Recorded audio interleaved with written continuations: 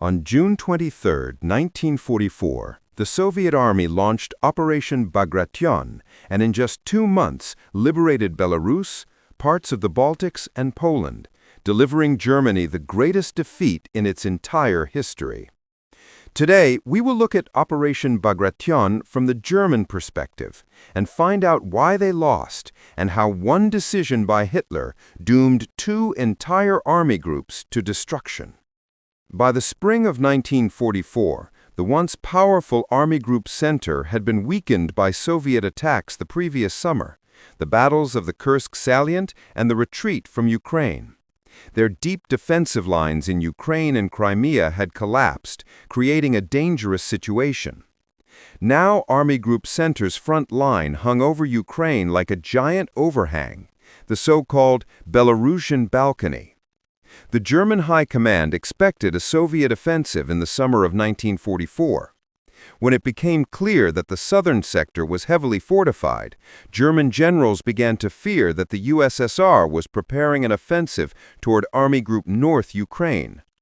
Intelligence reports repeatedly confirmed this. A Soviet breakthrough toward Warsaw and then northward would threaten the survival of Army Groups North and Center by cutting off their supply routes. Walter Model, one of the Wehrmacht's leading experts on crisis management, insisted that reinforcements be sent to the Belarusian sector.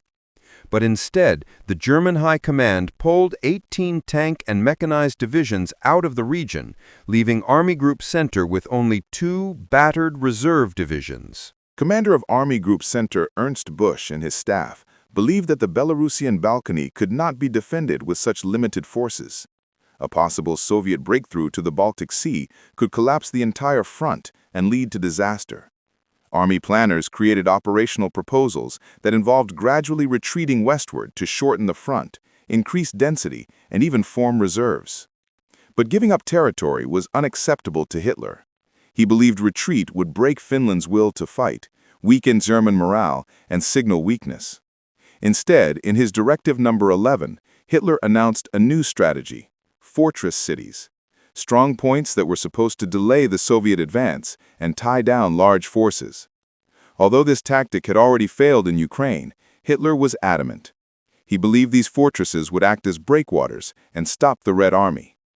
German generals were furious. Many argued that this tactic was doomed, as shown by battles in Ukraine. The Red Army simply surrounded any fortress, crushed it with artillery, and annihilated the garrison. Ternopil was the only exception, and even there only a few hundred soldiers escaped. Moreover, fortress cities deprived the Wehrmacht of mobility and the ability to conduct flexible defense. At the start of June, alarming reports began to arrive from the front. German officers noted a sharp increase in Soviet troop concentrations and aircraft.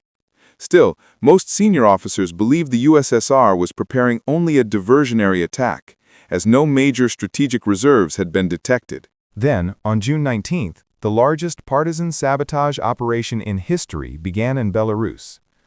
By the start of Bagration, over 10,000 explosions had taken place, out of 40,000 planned, and even this was enough to paralyze Army Group Center's supply system for several days.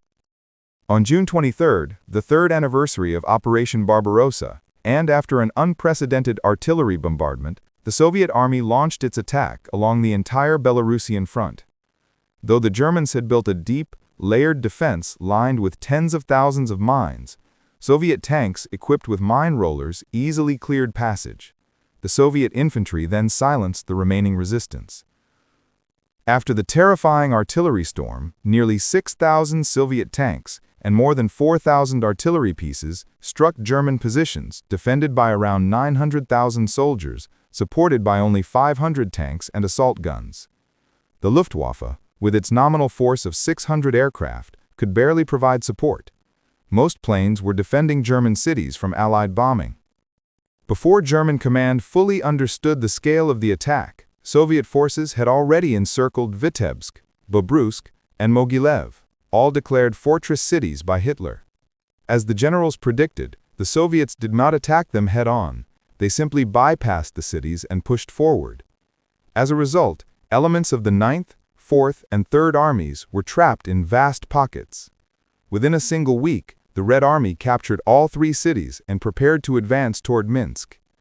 Headquarters had planned two massive pincer movements to encircle the city and force the Germans to retreat or die. The Soviet successes were certainly due to numerical superiority, but this advantage was achieved largely thanks to a brilliant deception campaign. For weeks, the Soviet command created the illusion of preparations for an offensive toward Warsaw. Countless dummy tanks, fake headquarters, and bogus supply depots were built. During the day, columns of equipment moved out from the Belarusian front, only to return secretly at night, creating the impression of defensive preparations rather than an imminent offensive. For the first time in 3 years, the Stavka followed Rakovsky's advice and abandoned the tactic of a single main blow. Belarus's swamps, rivers, and forests made concentration impossible. Troops would create bottlenecks and lose momentum. Instead, the Soviets split their forces and attacked from two directions, near Vitebsk and Bobruisk. By the time Hitler understood the scale of the disaster, it was too late. The Ninth Army was already destroyed. The Third Panzer Army, severely weakened at Vitebsk, posed little threat. The Fourth Army was trapped near Minsk. The fall of Minsk once again revealed the horrific German occupation policies. Over 500 villages had been burned. 9 concentration camps were found in the Minsk region alone, holding POWs, Jews, and other persecuted groups. In Trostinets extermination camp, more than 200,000 people were murdered. Across Belarus, over 260 camps were discovered.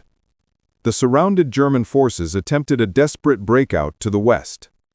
Ammunition was running out, there was no supply, and artillery fire covered the entire area. Requests for maps and support went unanswered. Their fate was sealed. When the encirclement ring tightened, the Fourth Army capitulated. Around 100,000 German soldiers were captured.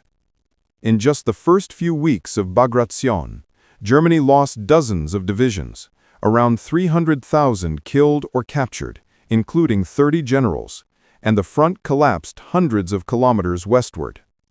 This defeat shocked Hitler and paralyzed the high command. But the Red Army pressed on. After taking Minsk, Soviet troops advanced into Poland and toward the Baltic coast to cut off Army Groups North and Center.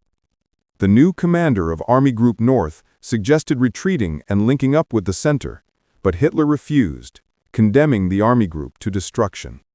Within weeks, the Soviets captured Vilnius and on July 31st completed the encirclement, achieving their goal, splitting the German forces. Although the Wehrmacht briefly restored the connection, they were eventually surrounded in the Courland pocket, where they remained until the end of the war. Hitler was furious. His front had collapsed, along with any hope of negotiating peace. On the day Vilnius fell, Colonel Klaus von Stauffenberg attempted to assassinate Hitler with a bomb hidden in a briefcase. By chance, Hitler survived, and Operation Valkyrie failed. Despite this, remnants of Army Group Center launched local counterattacks, slowing the Soviet advance and buying time. By mid-August, as the Soviets reached the Vistula River, the Wehrmacht had rebuilt its defenses with 33 fresh divisions transferred from Italy. Near Warsaw, Soviet troops met fierce resistance at Radzymin and abandoned plans to take the city immediately. Meanwhile, news of the approaching Red Army sparked the Warsaw Uprising. The Polish resistance hoped the Soviets would assist them, allowing the Polish government in exile to control the city. But the Red Army did not intervene. The Home Army had already risen up in Vilnius and Lviv, fighting alongside the Red Army but opposed to Sovietization. Their goal in Warsaw was similar. Polish and some Western historians argue Stalin had sufficient forces to help, but chose not to because he viewed the exiled Polish government as hostile and still considered Poland's 1939 government illegitimate. Soviet and other historians insist the Red Army was simply too exhausted. In 6 weeks, it had advanced over 500 kilometers. Supply lines were overstretched. Rakovsky himself said coordination with the Polish underground should have been arranged before the Soviet assault on Warsaw. The uprising lasted until October. Germany regained control of the city, only for it to be captured by the Soviets 3 months later, in January. Despite later controversies, Operation Bagration exceeded all expectations. Army Group Center was destroyed. Army Group North was trapped in the Baltics. The success of Bagration launched a full-scale Soviet offensive across the entire front. Even if the Germans had uncovered the deception plan, the outcome of the war would not have changed. By this point, Germany's defeat was inevitable. Operation Bagration only accelerated its collapse. Subscribe to the channel, leave a like, and watch our video on the Italian landings from the German perspective and the Western Front of 1940. This was Dima. See you next time.